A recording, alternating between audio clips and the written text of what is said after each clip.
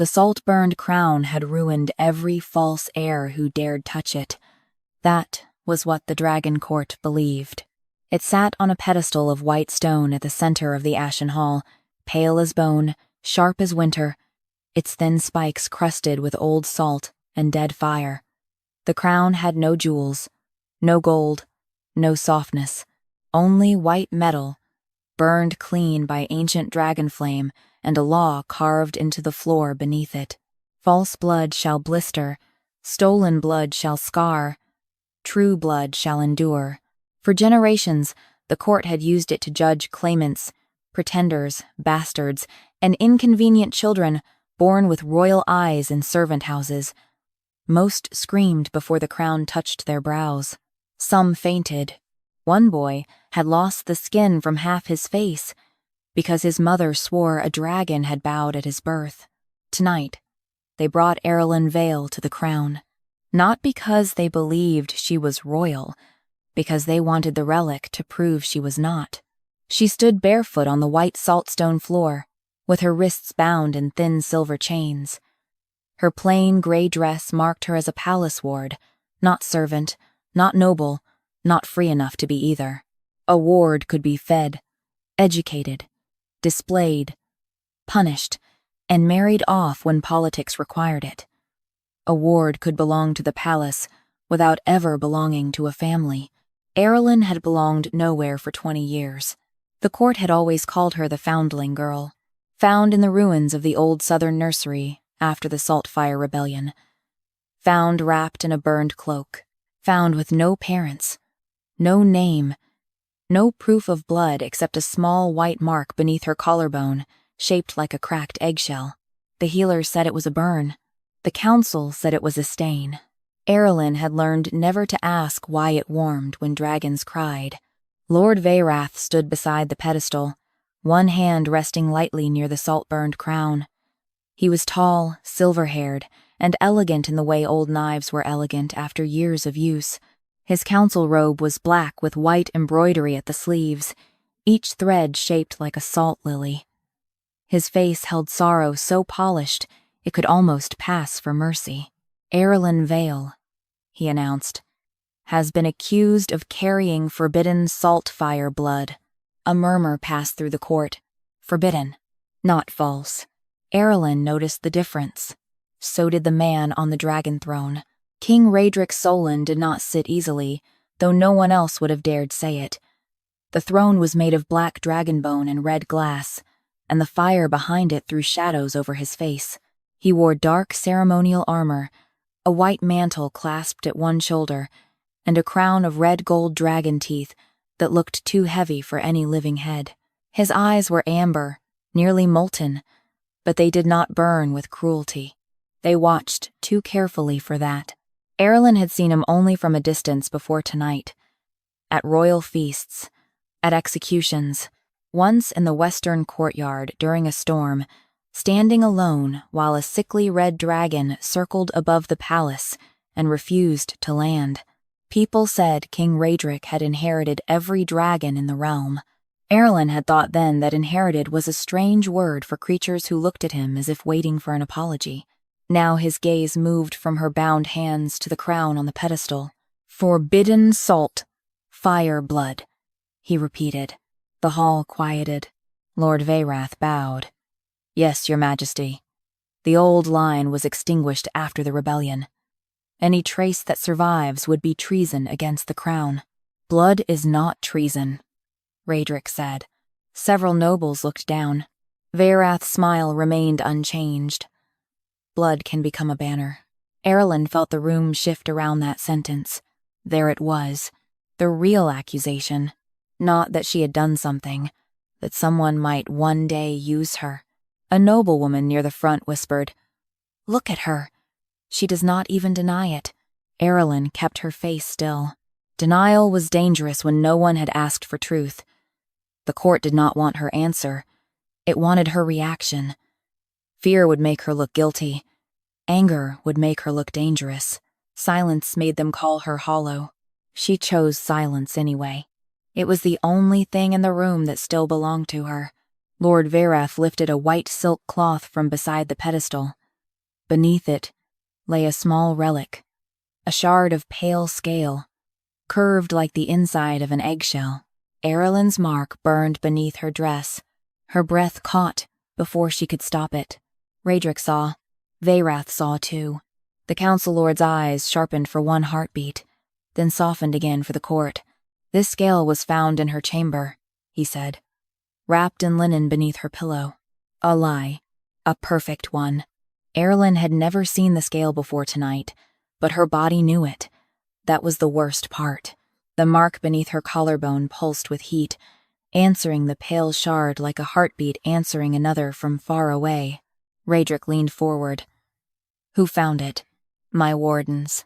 Without her present? Vaerath paused. Only slightly.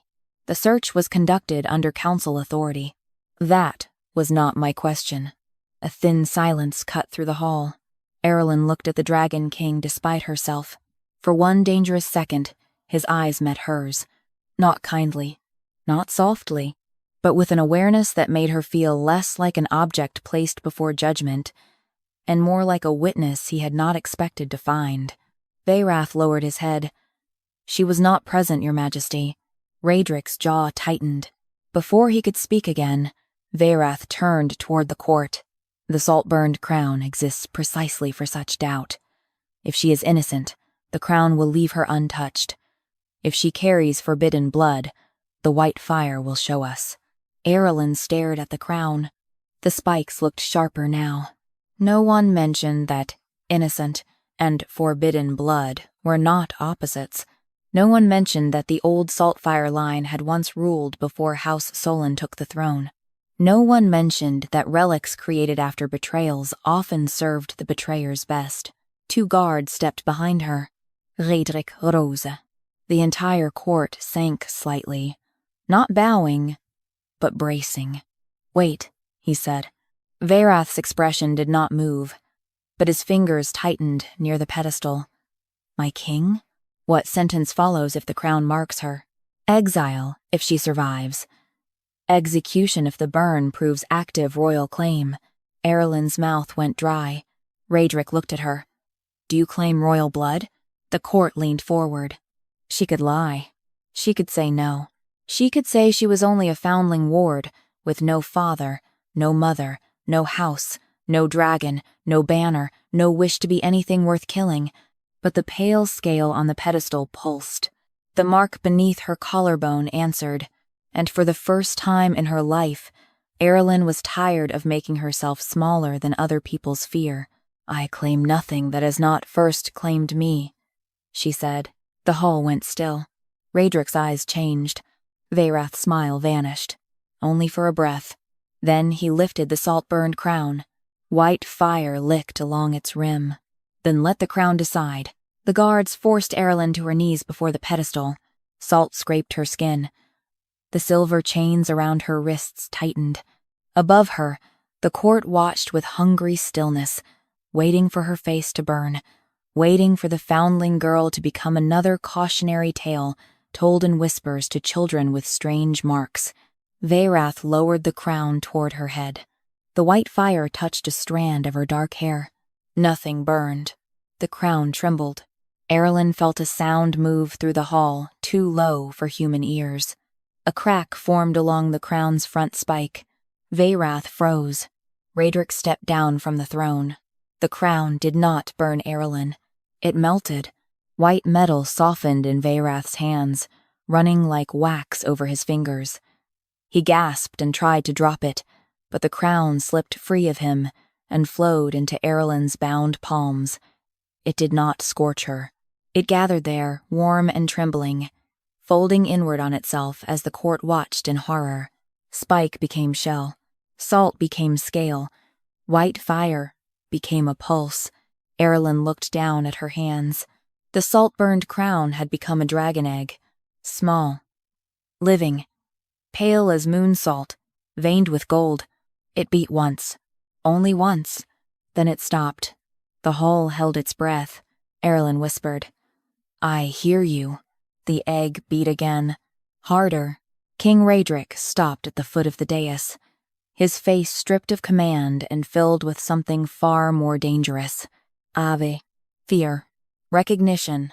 The egg pulsed a third time in Aralyn's hands, and somewhere beneath the palace, every dragon chained to House Solon screamed.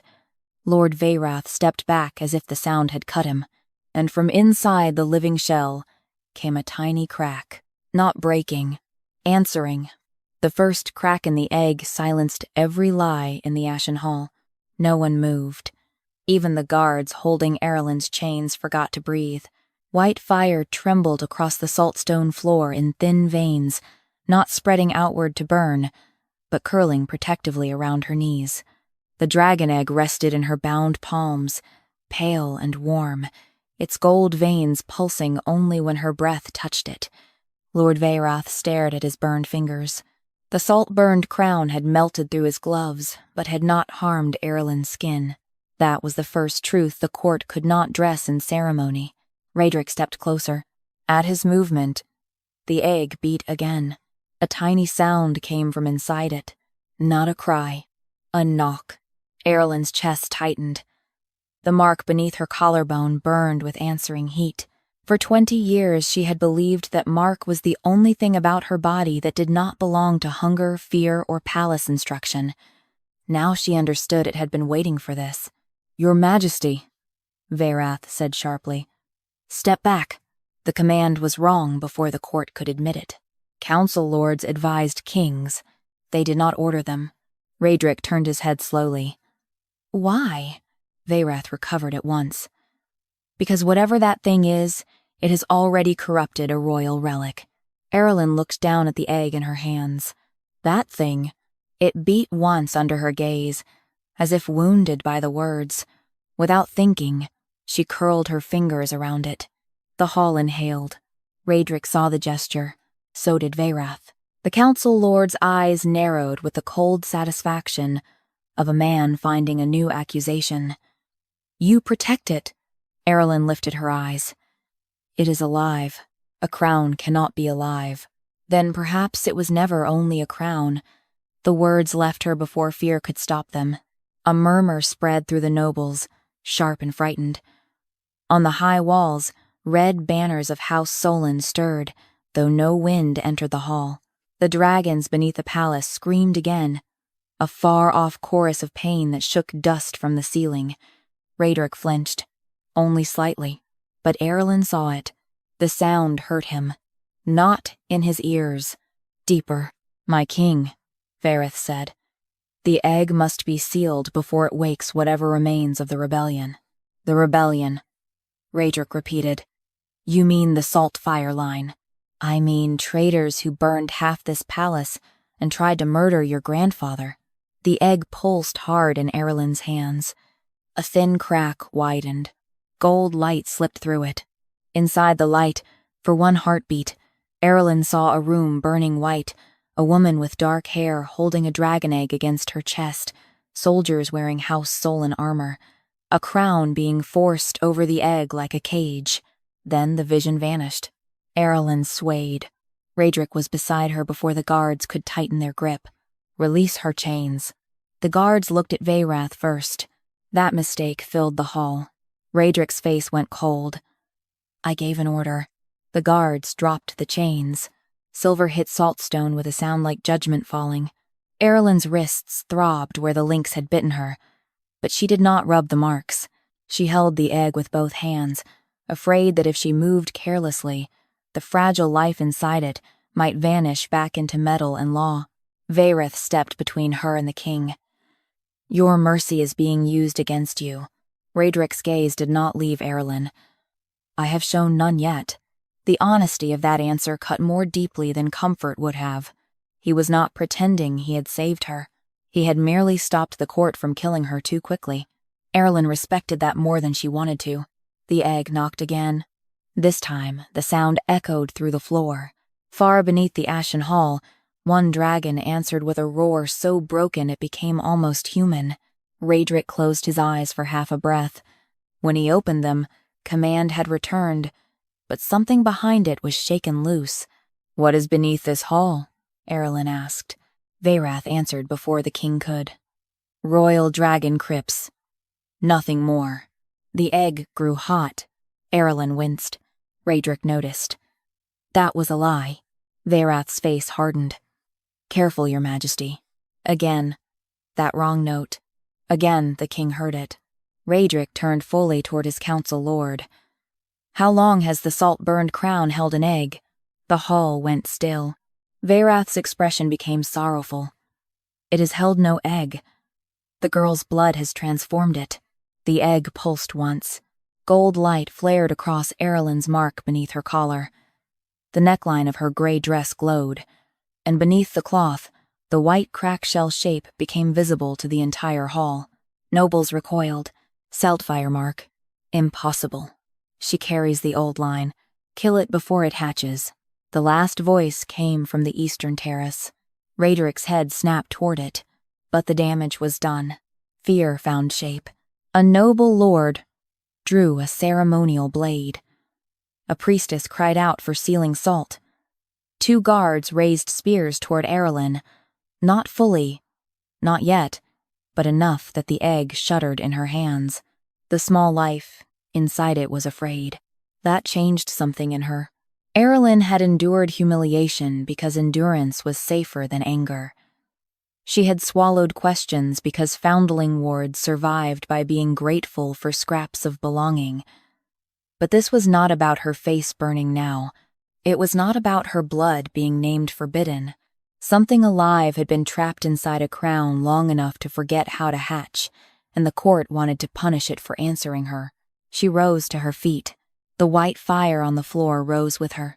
Not high, only enough to make the nearest guards step back. I claim nothing, she said, voice shaking. But I will not let you kill what your crown was built around. Rhaedric looked at the egg, then at Heir. The words had struck him too. Built around. A crown wrapped over an egg. A throne. Built over screams. Vareth lifted his burned hand. You hear her. She admits hostility toward the crown. No, Rhaedric said. She admits the crown may have a history you failed to teach me. A dangerous silence followed. Then the egg cracked again. This time, the sound did not come alone. From inside the shell came a tiny pulse of dragonfire, pale gold and salt white. It rose into the air above Aralyn's hands and formed an image no larger than a candle flame. A hatchling, not fully born, not solid. A memory of what had been trapped. It turned its small head toward Rhaedric. The king went pale. The hatchling opened its mouth and released a sound like a child trying to speak through stone. Rhaedric staggered back 1 step. Aralyn felt the word without hearing it. Thief. The court erupted. Varath shouted over them all. Seal the hall. Black-armored guards moved toward the exits. This time, they did not wait for Rhaedric. Aralyn saw the king understand it. The court had not panicked. It had rehearsed. Rhaedric threw his sword. The hall froze. His blade was black steel, veined with red dragonfire, but his grip was not steady. His eyes remained fixed on the egg, on the tiny fire hatchling, on the accusation that had crossed the space between a trapped dragon and his bloodline. No one touches her, he said. Varath's face went still. You would stand between your court and a saltfire claimant? Rhaedric glanced at Aralyn. For the first time, she saw fear in him that was not fear of losing power. It was fear of learning what power had cost before it reached his hands. I stand between my court, he said, and the truth it is trying to kill. The egg beat hard in Aralyn's palms. Below the hall, the chained dragon screamed again, but this time, one scream ended in a word. Her name. Not Aralyn. Something older, something the court had burned from record, and the dragon egg answered it with a crack of living gold. Gold light spread through the ashen hall like a wound opening under salt. Aralyn held the dragon egg against her chest, and the small life inside it knocked again, harder this time, as if something beneath the shell had heard the name the chained dragons had cried from below. She did not know the word. Not fully. It passed through her like a memory in a language her blood understood, but her mind had never been allowed to learn. Vaelira. The sound did not come from a human mouth.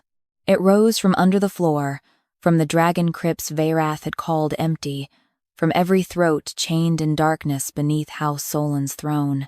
Vaelira. The court recoiled as if the old name itself could burn. Lord Veyrath's face lost its polished sorrow. Only for a heartbeat. Enough for Aralyn to see the truth. He had not feared the crown melting because it was impossible. He had feared it because he had always known what it could become. Rhaedric saw it too. His sword remained drawn, black steel catching red fire from the throne behind him, but his eyes were fixed on Veyrath now. What name are they saying? Veyrath lifted his chin. A dead traitor's name. The egg pulsed. Aralyn gasped as heat moved beneath her collarbone. The cracked shell mark there burned white gold through the fabric of her dress, and the saltstone floor beneath her feet answered with a thin ring of fire. Rhaedric turned toward her. "Is it your name?" "I do not know." The answer sounded helpless, and she hated that, so she forced herself to continue. "But the egg knows it." The tiny fire hatchling hovering above the shell turned toward her. Its shape trembled, not yet born, not entirely memory. Its wings were too small. Its eyes were closed. Yet, when Aralyn spoke, the image brightened. Rhaedric lowered his sword a fraction. "It beats when you speak." Veyrath stepped between them again. "Because her blood is waking a rebel relic." "No," Aralyn said. The court turned. She had not meant to speak so sharply, but fear had burned away some smaller part of her, the part that apologized before entering rooms. She looked at the egg. "It is not a relic." The hatchling image pressed its tiny head toward her hand, and the shell warmed. "It is a child." The Ashen Hall went silent. Not gentle silence, offended silence. The kind that followed when someone named a thing too simply for politics to survive it. Veyrath's voice cooled. "That thing was made from treason." Rhaedric looked at him. "An egg cannot commit treason." "No," Veyrath said. "But the bloodline it hatches can." There it was again. The future used as a crime. Aralyn had lived under that logic all her life, without knowing its name. She had been watched not because of what she did, but because of what her hidden blood might one day prove. She had been kept as a ward because killing her too early might raise questions. She had been fed and dressed and educated just enough to appear protected, but never enough to be safe. The egg cracked again. This time, a thread of white fire spilled out and crossed the floor toward the pedestal where the salt-burned crown had rested. The melted crown was gone now, but its shadow remained in salt and ash. The white fire touched that shadow. A vision rose. The hall changed around them. For a breath, Aralyn stood in the same chamber years earlier, but brighter, alive with dragons. The salt-burned crown did not exist yet. In its place, a woman stood before the court holding the pale dragon egg. She had Aralyn's dark hair and the same cracked shell mark glowing at her throat. A man wearing House Solan colors stood before her with blood on his hands. Not Rhaedric. Alder? His grandfather, perhaps. Lord Veyrath stood beside him, younger but unmistakable. Silver hair darker than, eyes just as cold. The woman said, "You may take the throne. You will not take what has not hatched." The Solan king answered, "If it hatches, your line rises again." "My line never fell. You buried it under salt." Veyrath stepped forward in the memory. "Then salt shall keep it buried." The vision twisted. White fire. Screaming dragons. The pale egg placed inside a circle of burned salt.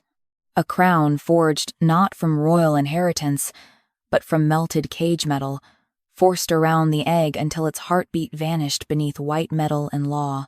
The woman screamed one name as guards dragged her away. Vaelira.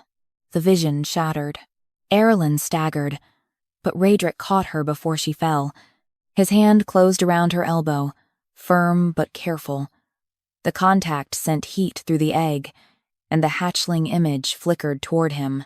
Rhaedric released her at once, as if remembering she had not granted him the right. That restraint made her look at him. He looked shaken, not only by the memory, by his own family standing in it. My grandfather forged the crown around the egg, he said. Veyrath's voice hardened. Your grandfather saved the realm from a salt fire resurgence. He trapped a living dragon. He stopped a rival bloodline from hatching a banner. Rhaedric turned on him. You keep calling children banners. The court stirred. Aralyn held the egg tighter. She could feel its heartbeat now, faint but steady, answering her breath. Yet beneath that heartbeat was another sound, a soft scrape, like claws against shell, trying, weak, still alive.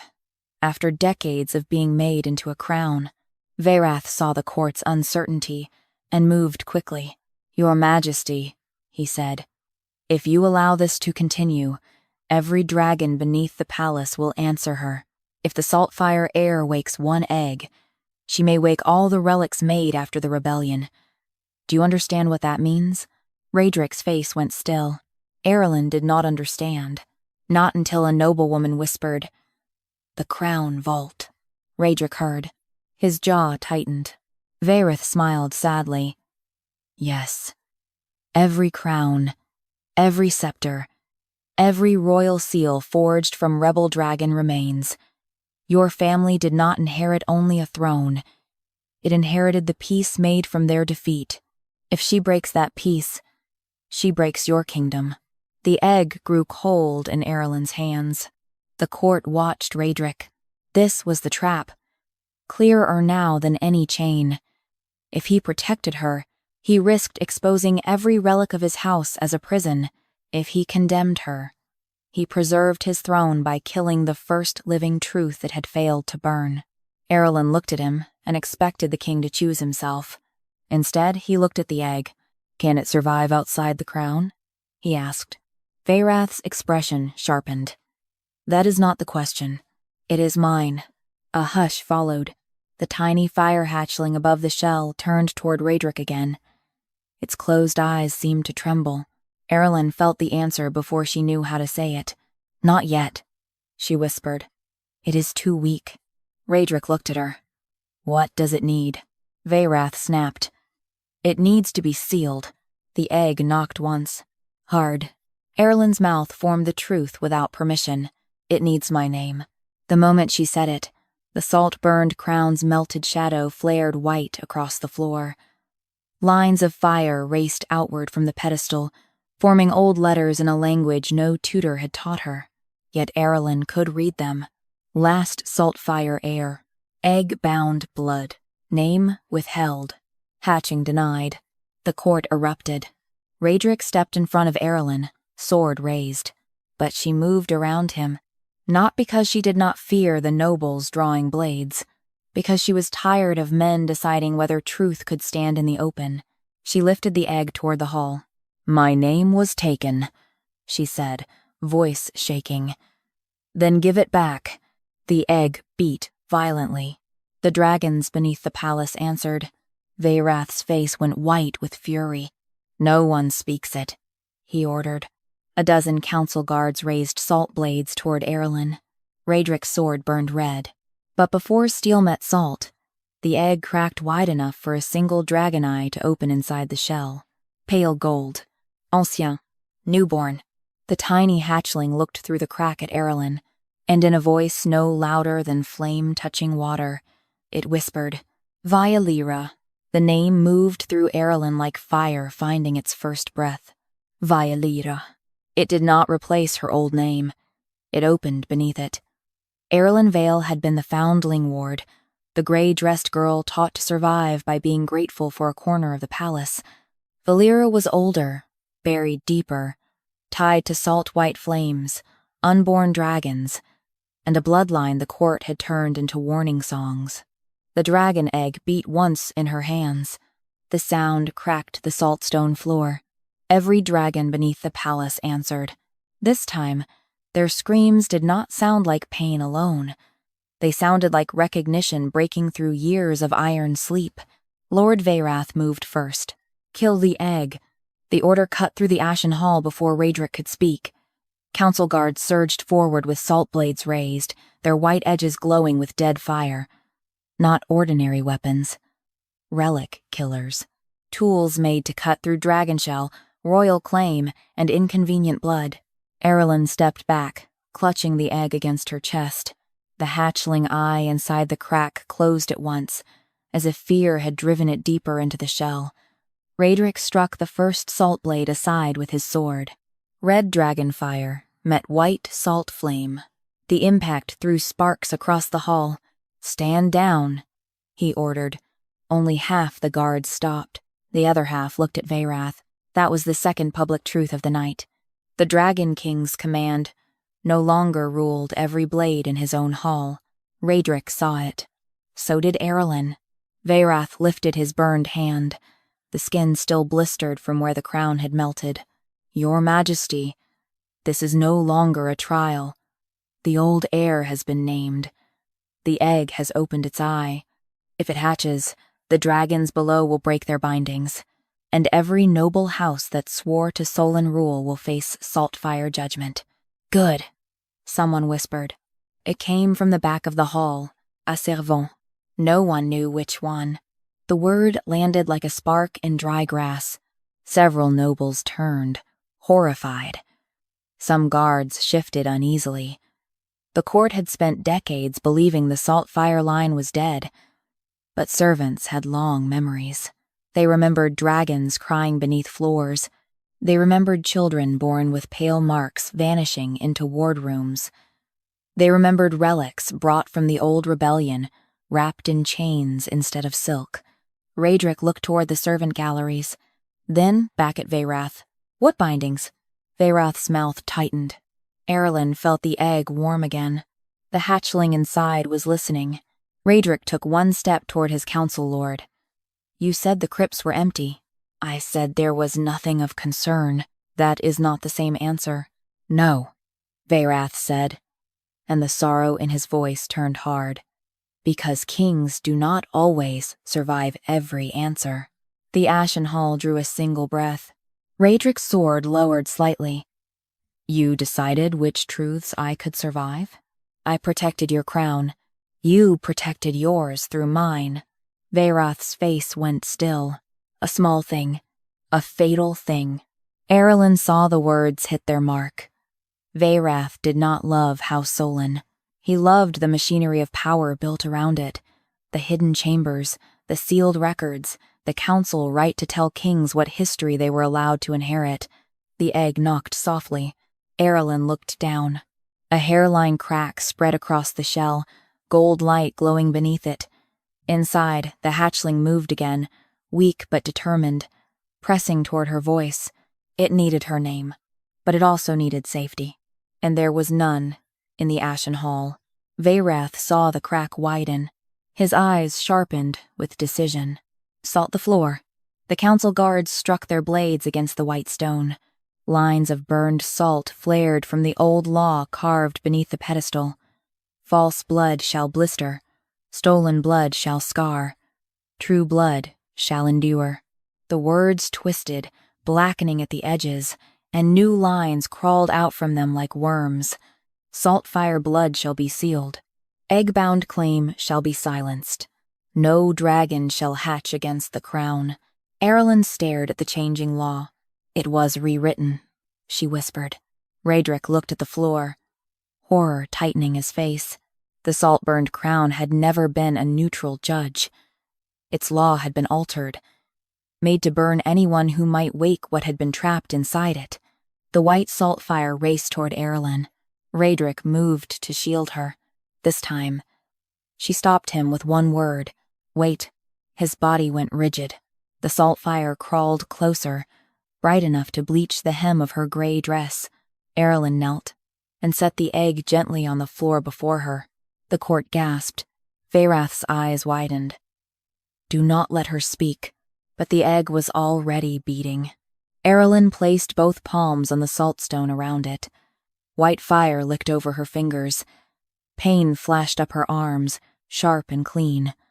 But it did not blister her. It searched her. False blood shall blister. Nothing. Stolen blood shall scar. Nothing. True blood shall endure. The salt fire paused. Aralyn bent closer to the egg. Her voice trembled, but did not break. Veilira. The shell flared gold. The rewritten law split across the floor. The words, "Salt fire blood," shall be sealed, burned away first. Then egg-bound claim shall be silenced. Then no dragon shall hatch against the crown. Beneath them, older letters appeared. Salt fire blood shall guard the first egg. Egg-bound claim shall wake when named. No crown shall own a dragon unborn. A roar split the palace. Not from below this time, from inside the egg. The force threw every council guard backward. Salt blades shattered in their hands.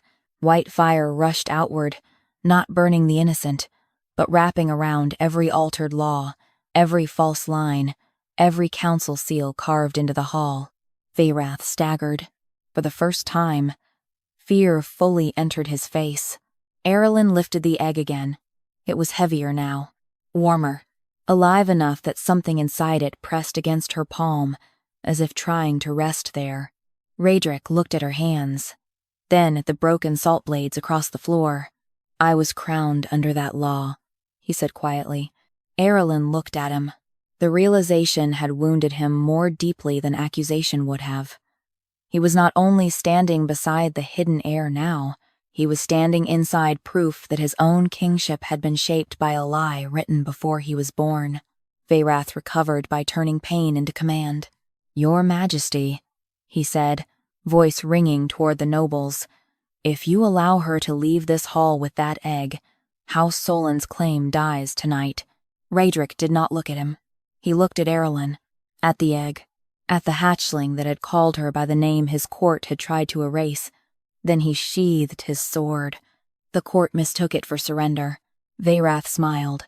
Rhaedric removed the red gold crown of dragon teeth from his own head. The hall went silent. He held it in both hands, staring at it as if seeing its weight for the first time. "If my claim lives only because an egg was caged and a bloodline was unnamed," he said, "then it deserves to die before that dragon does." A noblewoman cried out. Veyrath's smile vanished. Aralyn stopped breathing. Rhaedric stepped toward the salt fire still glowing across the floor and set his crown down before the living egg. Not on her head, not at her feet. Before the truth. The egg beat hard enough to shake both crowns, the dead one made of teeth, and the living one made of shell and fire. Rhaedric lowered himself to one knee. The court erupted, but Aralyn heard only the small crack inside the egg, opening wider as the hatchling pressed toward the first king who had ever chosen not to own it.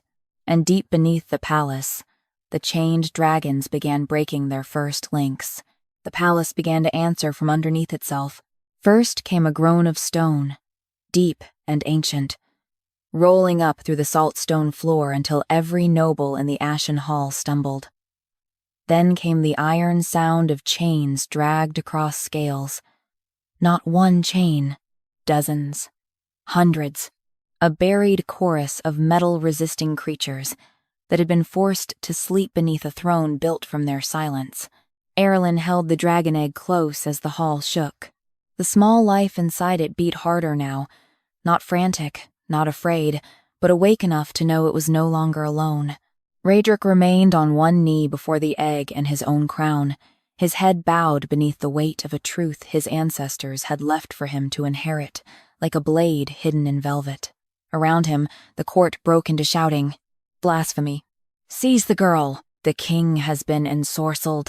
Protect the crown." But no one knew which crown they meant anymore. The red gold crown of dragon teeth lay on the floor, cold and useless beside the living egg. The melted, salt-burned crown no longer existed as metal. It pulsed in Aralyn's hands, as shell, heartbeat, and forbidden memory. Lord Veyrath lifted both arms. White salt fire rose behind him in a wall. "By emergency authority of the Royal Council," he shouted, "King Rhaedric Solon is compromised by salt fire influence." The words struck the hall like a second trial beginning. Rhaedric lifted his head slowly.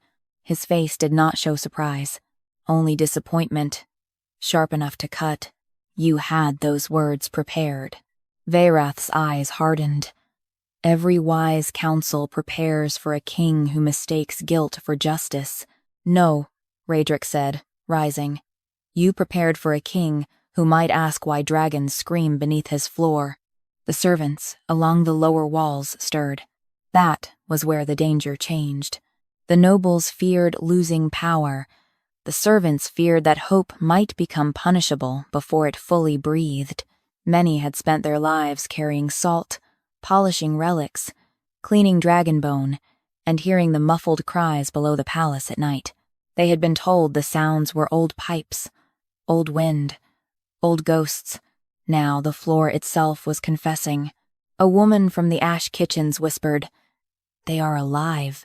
A guard struck her across the mouth. Aralyn saw it. So did the egg. The shell flared. A thin beam of gold-white fire shot from the crack and struck the guard's raised hand. He cried out and dropped his weapon, but his skin did not burn. Instead, a black council seal appeared across his palm, then shattered like burned glass. The guard stared at his hand in horror. Vaerath stared at the egg. Aralyn understood first. It broke the order on him, she whispered. Rhaedric stepped closer. What order? The guard fell to his knees, shaking.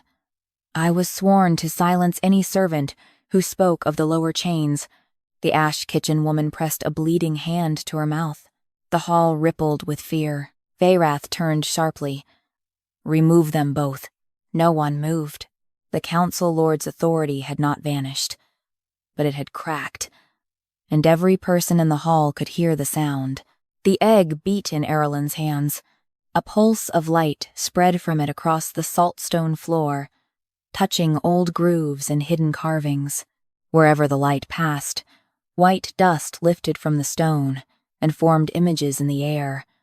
Dragon wings folded inside crowns, hatchlings sealed into scepters, claws melted into royal signets, scales ground into coronation salt.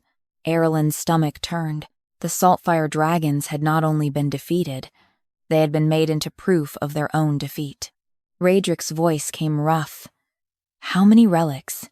Vaerath did not answer. The egg did. Its light gathered into 7 shapes floating above the hall. A crown, a sipti, a seal, a war horn, a cradle of dragon bone, a throne clasp, a funeral mask. Each glowed with a faint heartbeat. 7 relics, 7 imprisoned dragon lives. The court stared upward in horror, but horror was not the same as innocence. Some nobles knew. Some had guessed. Some had inherited silence and called it loyalty because loyalty asked less of them than truth. Rhaedric looked at Vaerath. You told me the old dragon line died in rebellion. It did. You put them in relics. We preserved what was too dangerous to free. Aralyn looked at the 7 lights, then down at the egg. Her voice felt scraped raw when she spoke. This one was mine. The egg warmed at the word. Mine did not mean possession. It meant recognition. The fire hatchling inside the shell pressed once against her palm, and for a breath, Aralyn felt not only its heartbeat, but its loneliness. Years of dark. Years of hearing crowns placed on heads above it. Years of waiting for a voice that had been hidden in a gray-dressed ward with a mark beneath her collarbone. Rhaedric saw something change in her face. Aralyn. The name pulled her back. Not Vaelira. Aralyn. The name she had survived under. She looked at him. His expression was torn between king and man, between horror at his house and fear for the girl holding a living accusation powerful enough to burn his reign to ash. You do not have to wake them all tonight, he said. Vaerath laughed, cold and sharp. Listen to him. Even now, he bargains for his family's comfort. Rhaedric's jaw tightened, but Aralyn answered first. No, she said. He is reminding me I am not a torch. The egg beat gently. Rhaedric's eyes softened for half a breath. That was all. Then, the eastern wall exploded. Inward. Council guards in white salt armor poured through the breach, carrying long spears tipped with pale fire. Behind them came 3 priests of the old crown rite, their faces covered with salt veils, their hands holding bowls of smoking white ash. Vaerath had not been waiting for panic. He had summoned war. The priests began to chant. The salt fire on the floor turned cold. Aralyn's knees buckled as the egg suddenly grew heavy in her arms. The hatchling image above it flickered and vanished. The crack in the shell began to seal. Rhaedric lunged toward the priests, but Vaerath spoke one word. Bind. The red gold crown on the floor sprang upward, not to Rhaedric's head, to his throat. Dragontooth metal locked around his neck like a collar. Rhaedric staggered, hands clawing at it as red fire turned white across the teeth. The court screamed. Aralyn's heart slammed against her ribs. Vaerath looked at her over the chaos. Sorrowful again, monstrous in his calm. Every soul in a crown was made with a leash, he said. Some for dragons, some for kings. Rhaedric dropped to one knee, choking. The egg in Aralyn's hands beat once, weakly. The salt priests lifted their bowls. White ash rose toward her like a burial shroud. Aralyn held the egg close, fear burning through her until it became something clearer. Not courage, choice.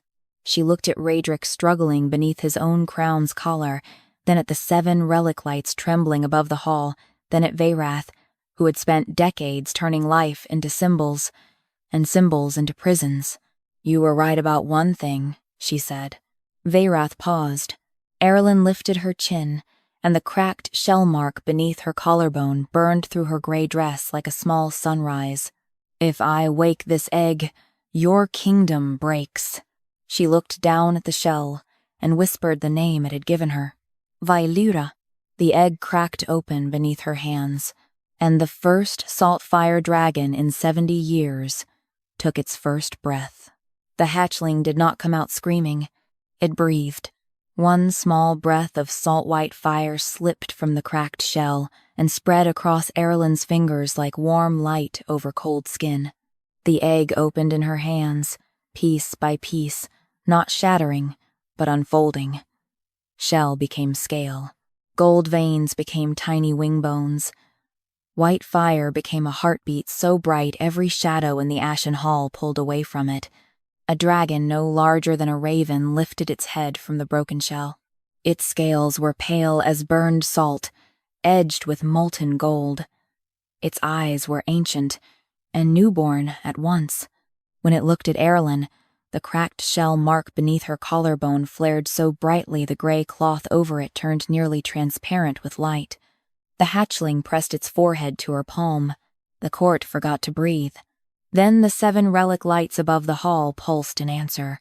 Crown, scepter, seal, warhorn, dragonbone cradle, throne clasp, funeral mask.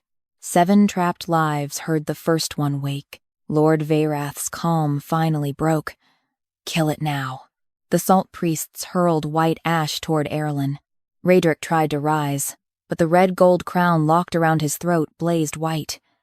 He choked, one hand clawing at the dragontooth collar.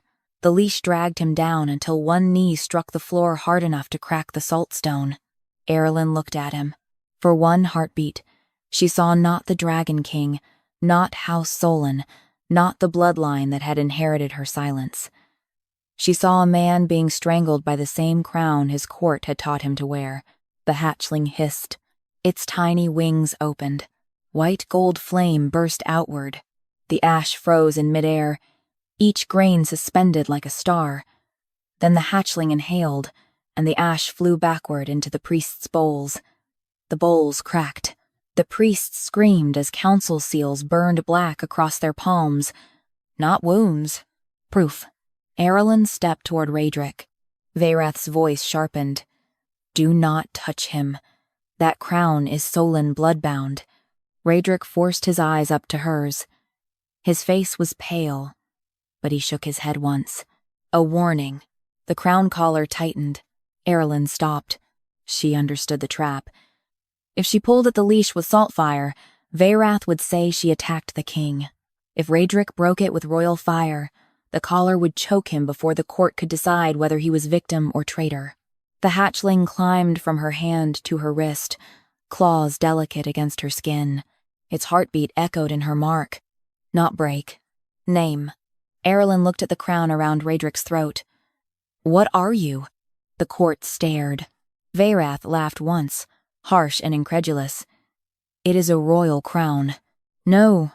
Aralyn stepped closer, keeping her voice steady. Crowns do not crawl to a man's throat when truth enters a room. The hatchling chirped softly. Gold-white fire spilled from its mouth and touched the collar. Words appeared along the dragon teeth. King leash. Council hold. Obedience right. Rhaedric's eyes darkened as the court read each line. Veyrath turned on the nobles. This is saltfire corruption. She is making the crown speak treason, a servant woman near the wall whispered. Or it has been speaking treason for years. No one struck her this time. The words moved like a crack through ice. Aralyn lifted her hand, and the hatchling crawled onto the crown collar. Rhaedric went rigid, but he did not pull away. The little dragon pressed its head against the center tooth and breathed a thread of white fire. The collar did not melt. It remembered. A vision rose above Rhaedric. Young kings crowned by council hands, each one smiling, while a hidden tooth bit into the throat beneath the ceremonial gold. Orders given, memories softened, questions forgotten, rage redirected. Every Solon king had worn a leash and called it inheritance. Rhaedric closed his eyes. The shame on his face was quiet and terrible. Aralyn's voice softened despite herself. You did not know. His eyes opened. I should have. That answer reached deeper than apology. Veyrath snarled. Enough. He drew a blade from inside his sleeve, a thin white knife carved from saltbone. Its edge carried no flame, but the hatchling recoiled from it with a cry. Rhaedric saw. Even half choked, he moved. He caught Veyrath's wrist before the blade could fall toward Aralyn. The collar burned his throat white. Rhaedric's grip tightened anyway. You will not touch her, he said. Veyrath's face twisted. Still pretending this is mercy?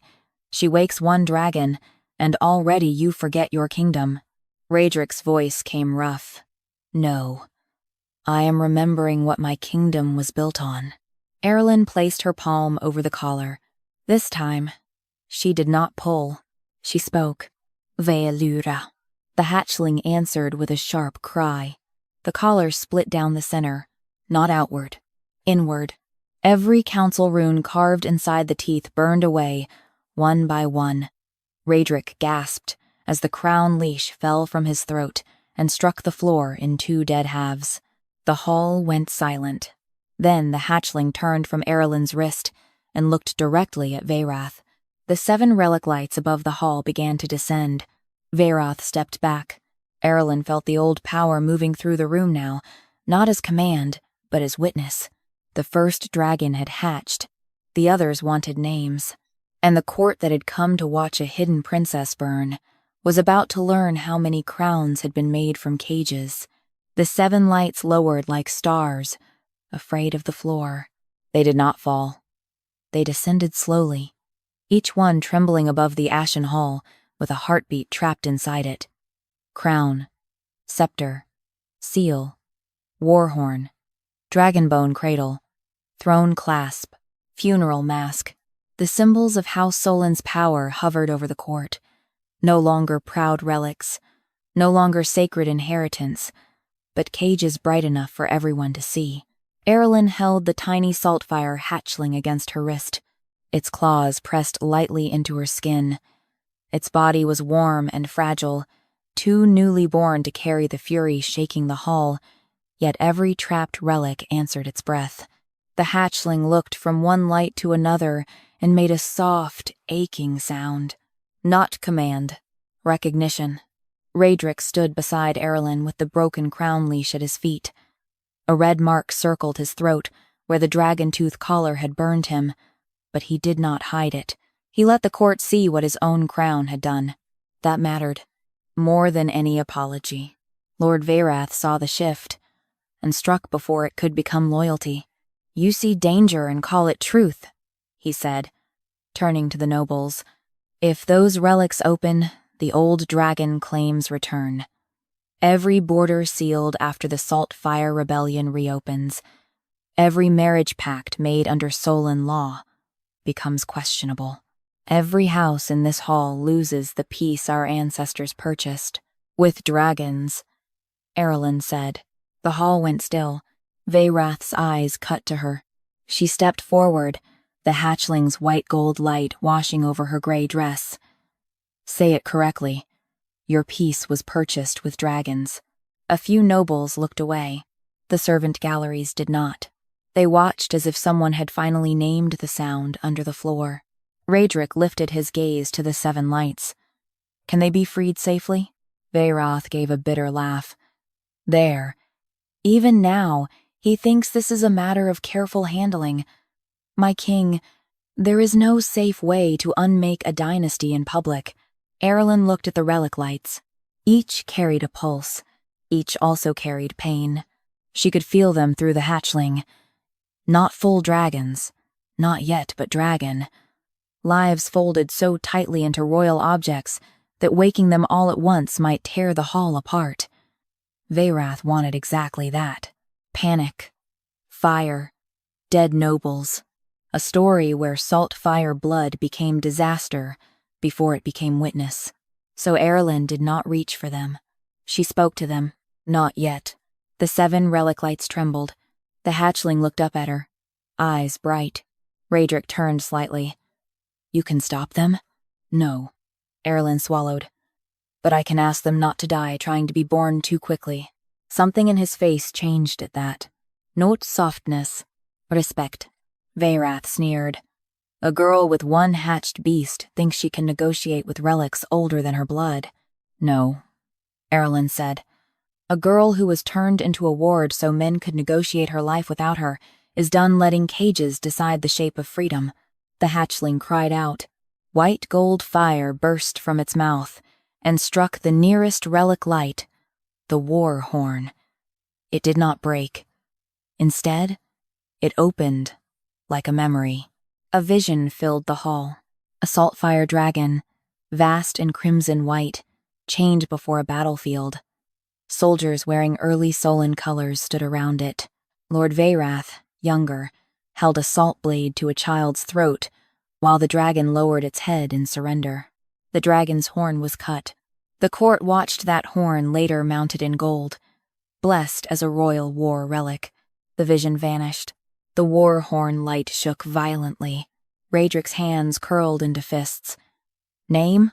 The hatchling pressed its head to Aralyn's wrist. A word rose in her mouth. Sorinth. The war horn's light steadied. Not freed. Named. A silver-white mark appeared beneath it, glowing with the dragon's true name. The servant galleries whispered the name back. Sorinth. Vaerath's face tightened. Aralyn understood then. Naming did not release them all at once. It weakened the lie first. It made each prison visible. It gave the trapped dragons enough self to wait. She turned to the next relic. The funeral mask. A vision opened before she asked. A dying saltfire queen refusing to bow. Her face covered not after death, but before, while still breathing, as council priests poured salt over her mouth to stop her final command. Her dragon circled above the palace until arrows made of white fire brought it down. The mask had been made from the dragon's skull crest. Aralyn's eyes burned. The name came like a sob. Maelthra. The funeral mask light steadied. Again. The servants repeated it. Maelthra. One by one, the hall began to understand. This was not rebellion as battle. Not yet. This was rebellion as memory. Vaerath could survive fire. He could not survive names. He raised his hand sharply. Stop her. The remaining council guards hesitated. Rhaedric stepped forward. Any blade raised against her is raised against me. A noble lord shouted. And what are you now? King or penitent? Rhaedric looked at the broken crown on the floor, then at Aralyn, then at the 7 relic lights his house had worn as glory. I am the man who will not inherit a cage and call it law. The words struck the court like a bell. Aralyn felt the hatchling's heartbeat quicken. Vaerath's expression went from anger to decision. He turned toward the priests in salt veils. If the king will not preserve Solon rule, preserve it without him. The priests drew curved knives and cut their palms over the salt bowls. White ash turned red. The 7 relic lights flickered in pain. Aralyn gasped as the hatchling collapsed against her wrist, suddenly weak. Rhaedric caught her elbow. What are they doing? Vaerath answered, cold and clear, returning the relics to silence. The red ash rose into the air and streamed toward the 7 lights, wrapping around each one like a burial cloth. The names Aralyn had spoken began to dim. Sorinth, Maelthra, fading. The hatchling clawed weakly at her sleeve. Aralyn looked at Rhaedric. They are not strong enough. His jaw tightened. Then use me. She stared at him. The crown leash was tied to the relics, he said. If my blood helped bind them, let my blood hold the silence back. Vaerath smiled. At last.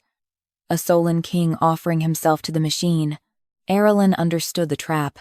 So did Rhaedric. But he did not step away. Aralyn took his burned hand in hers, placing the hatchling between them. No, she said. Not offering. Witnessing. The hatchling lifted its head. Rhaedric's blood touched saltfire light. Aralyn spoke the first name again. Sorinth. Rhaedric repeated it. Sorinth. The warhorn light blazed back to life. Together, they spoke the second. Maelthra. The funeral mask light ignited. The red ash recoiled. Vaerath's priests stumbled. Aralyn looked at the remaining 5 relics, feeling their names rise like sparks in her throat. The court had come to watch the hidden princess burn. Instead, she and the Dragon King began naming every dragon his family had turned into a crown. The Ashen Hall filled with names that had not been spoken in 70 years. Sorinth, Maelthra. Then 3 more came like sparks torn from buried fire. Varian, the dragon whose claw had been melted into the royal seal. Valoran, the hatchling sealed inside the dragonbone cradle before it ever opened its eyes. Izarath, whose wing joint had been forged into the clasp beneath the dragon throne. Each name burned above its relic light in white gold flame. Each time Aralyn spoke, the hatchling trembled against her wrist. Each time Rhaedric repeated the name, the red ash from the priests recoiled as if Solon blood itself was being forced to confess. The court no longer knew where to look. At the hidden princess, at the crownless dragon king, at the 7 relics that had once decorated their laws, at Lord Vaerath, whose face had become too still to be innocent. The salt priests staggered back, palms bleeding into bowls that no longer obeyed them.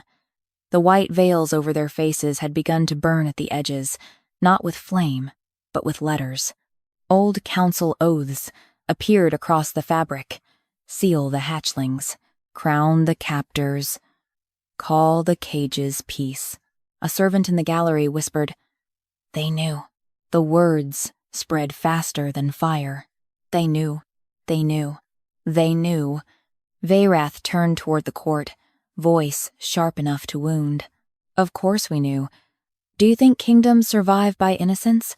Do you think thrones are passed down by clean hands and pretty songs?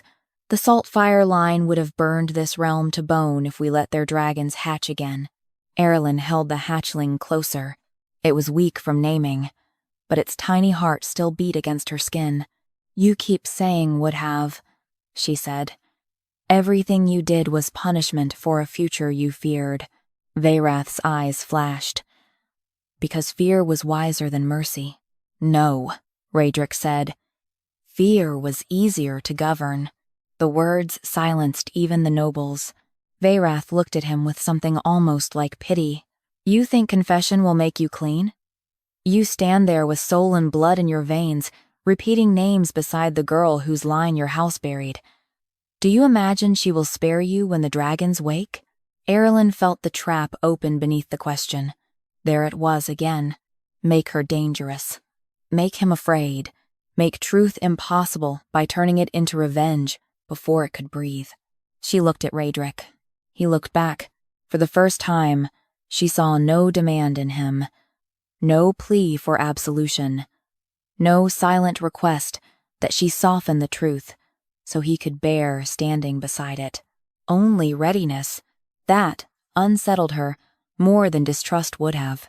The hatchling lifted its head and touched its nose to Aralyn's wrist. The sixth name came. Orvis. The scepter light blazed.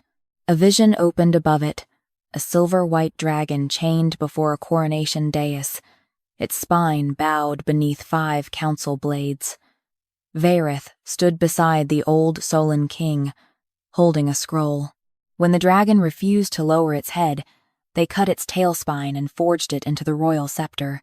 The court saw the scepter used in treaty ceremonies, in marriage blessings, in executions, in the naming of ward children. Aralyn's stomach twisted. How many laws were sworn over her bones? She whispered.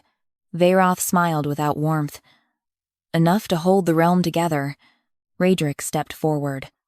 Enough to make every law suspect. That was the sentence Varoth feared. Not accusation. Unraveling.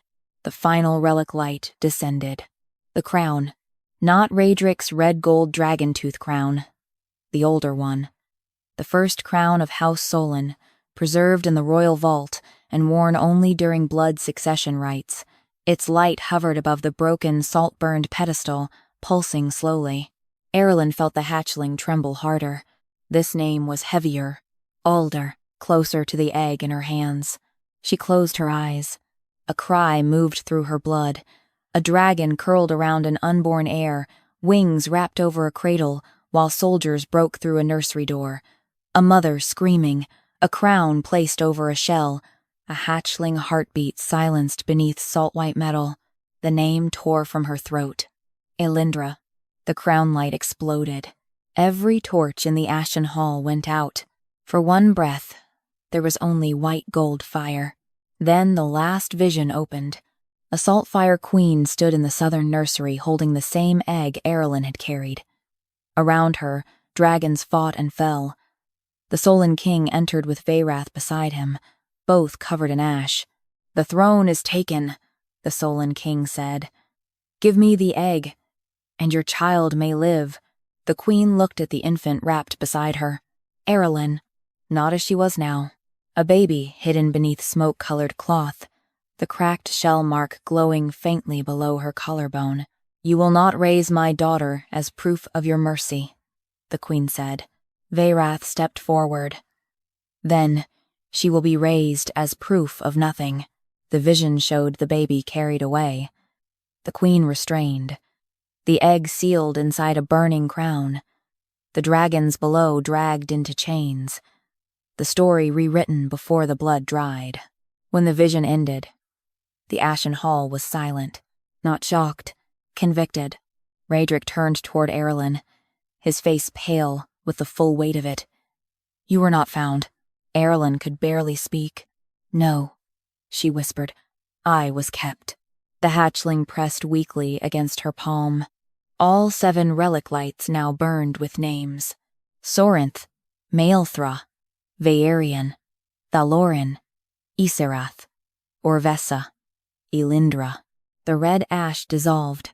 The priests fell to their knees, not from devotion, but because every oath in their bowls had turned to salt water. Varoth stood alone at the center of the hall, still dangerous, still proud, but no longer hidden. Aralyn faced him, with the hatchling against her heart. "You made me a ward so no one would ask why I survived." Varoth lifted his chin. "I made you harmless." The hatchling opened its wings. Tiny, burning, alive. Aralyn's voice steadied. "You failed." The 7 named relics answered at once. White gold fire rushed down from them, not breaking the cages yet, but wrapping around the hall in a circle of witness. Every door sealed, every council guard froze. Every noble who had tried to slip away found salt fire at their feet. Rhaedric looked at Aralyn. "What now?" She looked at the 7 lights, then at the hatchling, then at the court that had come to watch her burn, and now stood surrounded by the names of dragons they had worn as glory. "Now," she said, "they hear what the crowns were made of." The first voice came from the war horn. It did not speak like a man. It spoke like a battlefield, remembering every scream it had been ordered to turn into victory. Sorinth's name burned above the hornlight, and the ashen hall filled with the vision of soldiers marching beneath House Solon banners, while the horn sounded over them. Each note had carried dragonbone power, each note had bent armies, frightened border clans, and made surrender feel like fate. Then the sound changed. Under the triumph, the court heard the dragon. Not roaring, begging. Nobles covered their ears. Servants wept openly. Rhaedric stood beside Aralyn with his face pale and his hands empty, listening to the glory of his house become pain in public. The funeral mask spoke next. Maelthra's vision showed royal mourners kneeling before a queen's death rite, while the mask glowed above the altar. For decades, it had been praised as a symbol of solemn wisdom. Now the court saw the truth behind it. A dragon's skull crest, carved while its body still breathed, its final breath trapped to sanctify funerals for the dynasty that had killed its rider. Then the seal. Varian's claw, melted into the royal signet, had stamped land grants, execution orders, marriage alliances, ward decrees, and debt claims. The court watched document after document flare in the air. Some had condemned innocent families. Some had erased Saltfire names. Some had placed children like Aralyn into palace custody under the gentle word protection. Protection. The word burned black and fell apart. Aralyn's fingers tightened around the hatchling. It was growing weaker with every witness. Its tiny chest rose and fell too quickly, but its eyes remained open, fixed on the relics as if it refused to sleep while its kin were being named. Rhaedric noticed. "It is costing the hatchling." "Yes," Aralyn whispered. "Then stop." His voice carried fear, but not command. That difference mattered. Aralyn looked at him. "If I stop now, Varath will call this dangerous magic by morning. Then let me carry the next witness." Varath laughed from the center of the hall. "You cannot. Solon blood forged the cages. It cannot speak for the dragons inside them." Rhaedric stepped toward the relic circle. "Then it can speak against the hand that forged them." The throne clasp, Izarath's prison, descended before him. Red fire flickered under its white gold glow, resisting him like an old wound resisting touch. Aralyn felt the hatchling stir. She wanted to say no. Not because she wished to protect him from pain, but because she did not yet know what it meant to accept help from a king whose bloodline had kept her unnamed. Rhaedric looked back at her.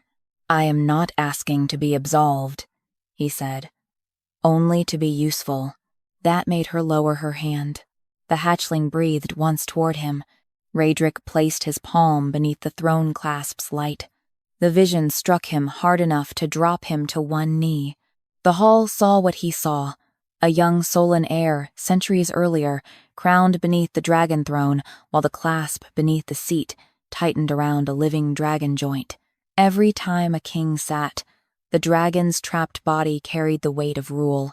Every time a royal decree was given from the throne, Izaroth's pain pushed it into the palace stones. Rhaedric gasped. The red mark around his throat flared again. Aralyn stepped toward him, but he lifted one shaking hand, not to stop her, to say he would finish. "Izarath," he said, voice rough. The clasp light steadied, then bowed toward Aralyn. The court saw it, a dragon relic, named by a Solon king. Still chose to bow toward the Saltfire heir. Varath's face hardened with fury. "Enough witness." He drew the saltbone knife again and slashed his palm open. This time, his blood did not fall to the floor. It rose, white and red, smoking, twisting into a crown-shaped sigil above his head. The council seals carved around the ashen hall answered, lighting one by one along pillars, arches, and the old law beneath the floor. I invoke the last emergency right, Varath said. The servant galleries recoiled. Rhaedric stood slowly. What right? Aralyn knew before Varath answered. The hatchling pressed itself against her heart. Trembling, Varath's smile returned, thin and terrible. If crown, throne, and relic witness turn against royal stability, the council may salt the succession at its root. The 7 relic lights shuddered. Every door in the hall sealed harder. A white ring formed around Aralyn's feet, then around Rhaedric's, then around the hatchling in her hands. Rhaedric's eyes flashed. You would kill us both? I would preserve the realm from 2 bloodlines, too compromised to rule.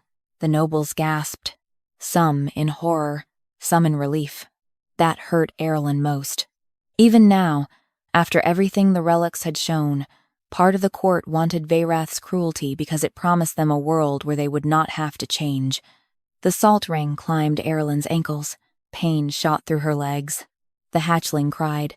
Rhaedric stepped toward her, but his own ring rose around him, locking his knees in place.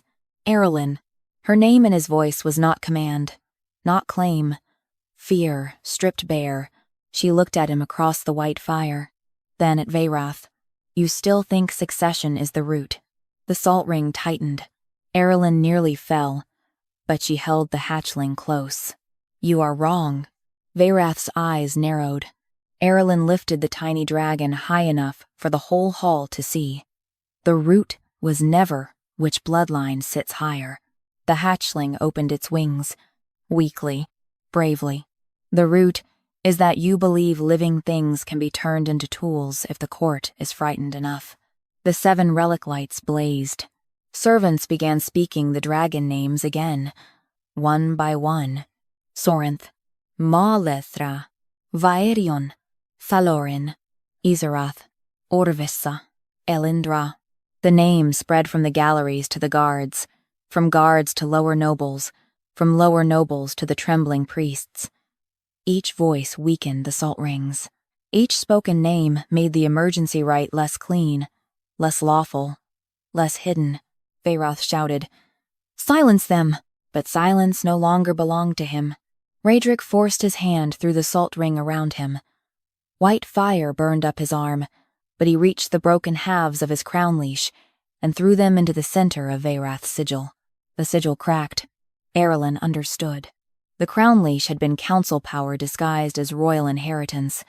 She placed the hatchling's tiny claw against the crack in the air. Name the last cage, she whispered. The hatchling looked at Varath, then at the council seals, then at every noble who had survived by not asking what their relics were made of. Its voice was small, but the hall heard it. Fear. The emergency rite shattered. White salt fire collapsed inward. Not on Aralyn, not on Rhaedric, not on the hatchling, but around Varath himself.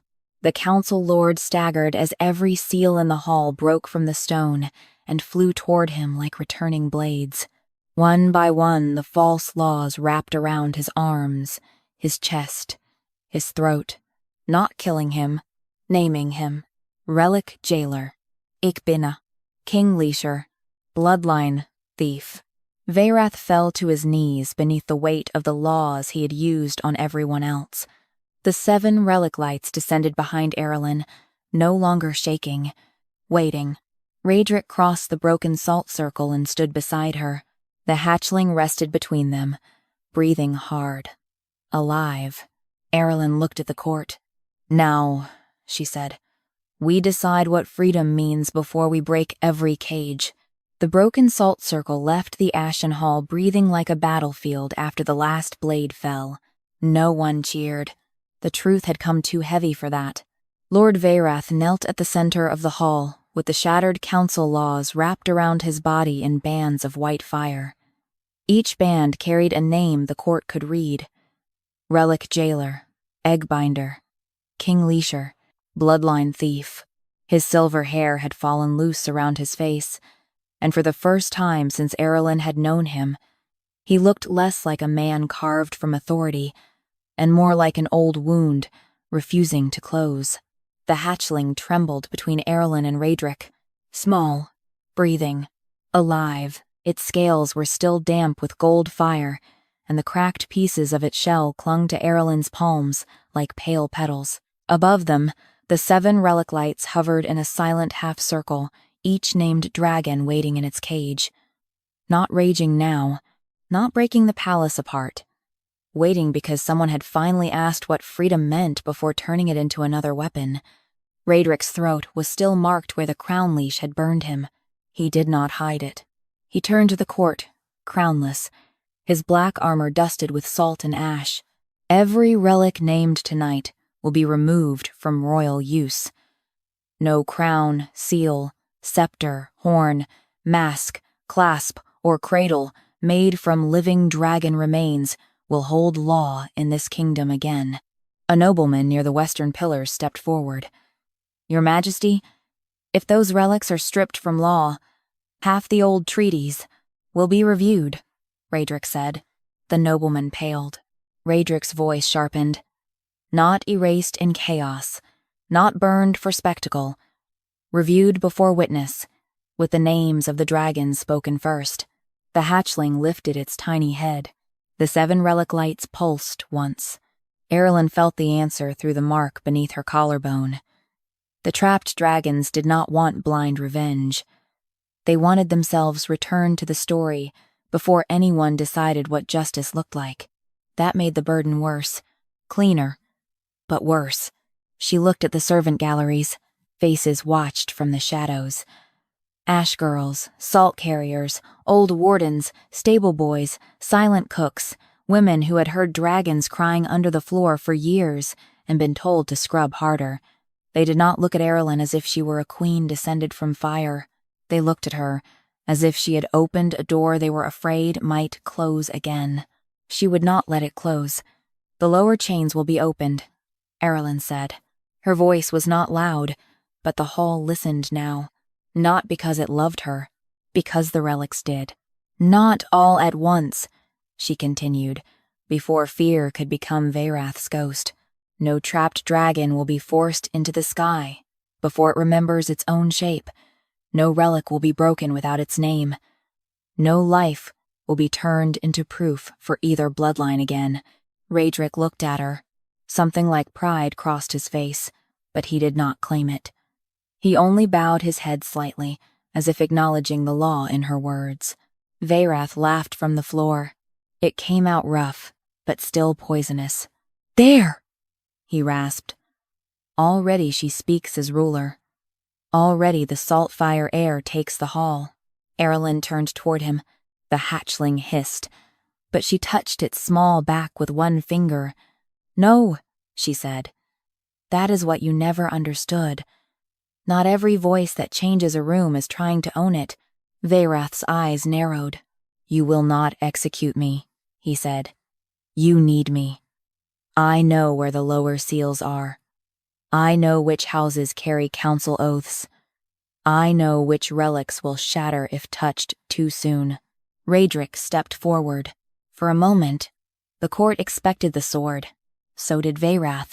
But Rhaedric did not draw it. You will live, the Dragon King said. Vaerath's smile returned faintly. Mercy? No. Memory. The white fire bands around Vaerath tightened. Aralyn understood before Rhaedric finished. You will name every seal, Rhaedric said. Every chamber. Every child taken as ward to hide saltfire blood. Every dragon relic forged under council order. You will speak until the last cage is known. Only then will judgment begin. For the first time, Vaerath looked afraid of surviving. Good, Aralyn thought. Then she let the thought pass. She did not want to become someone whose justice needed fear to stand upright. The hatchling climbed unsteadily up her sleeve and settled against the mark beneath her collarbone. Its tiny body fit there, as if it had always been meant to rest near the place where its name had slept. Aralyn pressed one hand lightly over it. Rhaedric watched the gesture, with an expression he could not fully hide. Awe, grief, and something more dangerous because it was quieter. He stepped toward her, then stopped before coming too close. What does it need? Aralyn looked down at the hatchling. It blinked slowly, exhausted from hatching, naming, and surviving a court that had tried to bury it before it could breathe. Rest, she said. And the others need time. So do you. The words were simple. They nearly broke her. All night, people had asked what she was. Claimant, threat, rebel blood, hidden princess, saltfire heir. No one had asked whether the girl beneath those names could still stand after being dragged through them. Aralyn swallowed. I do not know how to be Valera. Rhaedric's voice softened. Then do not let them rush you into a name, because it frightens them. She looked at him carefully. And you? His gaze dropped to the broken crown at his feet. I do not know how to be king without a lie beneath me. That is not an answer. No. A faint, painful breath moved through him. It is where I begin. The honesty settled between them, fragile and heavy. The court wanted a cleaner shape. A king kneeling to a princess claiming a throne, a marriage promise, a war declared, something they could understand before dawn and weaponize by noon. Aralyn gave them none of it. She turned the 7 relic lights: Sorinth, Maelthra, Vierion, Thalerin, Isarath, Orvessa, Elindra. Each name brightened as she spoke it. I cannot free you all tonight, she said. I will not pretend I can carry 70 years of cages in one pair of hands. But I will not let your names be sealed again. Rhaedric stepped beside her. He repeated the names after her. Not perfectly. His tongue stumbled once over the older saltfire sounds, but he did not stop. He did not look away. With every name, the red-gold fire of House Solon dimmed around the hall, and the white-gold salt fire steadied, not conquering, not replacing, simply standing where it had been denied. The 7 relic lights lowered to the floor and formed a ring around the broken pedestal. A witness circle. The hatchling gave a soft cry of approval, then tucked its head beneath Aralyn's collarbone and slept. Only then did Aralyn realize she was shaking. Rhaedric reached toward her, then stopped. May I? The question was quiet enough that only she heard it. After a lifetime of being searched, positioned, chained, named, and judged without consent, the 2 words felt almost impossible. Aralyn nodded. Rhaedric touched her wrist, just above the place where the silver chains had bruised her skin. His fingers were warm, careful, not claiming, not steadying her as if she were weak, but offering balance if she chose to take it. She did. For one breath, the Ashen Hall, the court, the relics, the old bloodlines, and the names burning around them faded into the simple fact of not standing alone. Varoth was dragged away by guards whose palms no longer carried council seals. The salt priests followed in chains of their own ash. Nobles remained trapped inside the witness circle until each swore, aloud and under the named dragons, to open their family records to review. Some swore from shame, some from fear, some because their own children were watching. It was not purity, it was a beginning. Dawn came slowly through the broken high windows, turning the saltstone floor pale gold. Servants swept no ashes. No one ordered the blood cleaned away. The hall was left scarred, because the kingdom needed to see what had happened there. Rhaedric stood without his crown. Aralyn stood without one too. The egg had not become a crown. It had become life. That was the point. At the edge of the hall, the ash kitchen woman who had whispered good stepped forward and bowed. Not low, not to ownership, but to witness. What should we call you? She asked. The court waited. Vaelura, Aralyn, princess, heir, rebel. The hatchling stirred against Aralyn's heart. She looked at Rhaedric, then at the 7 dragon names, then at the people who had spent years hearing chains below their feet and being told it was wind. For now, she said, call me Aralyn. Rhaedric's hand remained near hers, not holding unless she allowed it. "And when you are ready?" he asked softly. Aralyn looked toward the lower doors, where the first dragon chains waited to be named, loosened and undone. "When I am ready," she said, "I will answer Valera myself." Outside the palace, the first freed dragon below the earth gave a low, sleeping rumble. Not a scream, not yet a roar, a breath. Aralyn closed her eyes and felt the hatchling's heartbeat answer. The salt-burned crown was gone. The throne remained.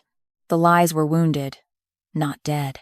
But in the Ashen Hall, where a hidden princess had been brought to burn, a living dragon slept against her heart, and no one dared call that peace a cage again.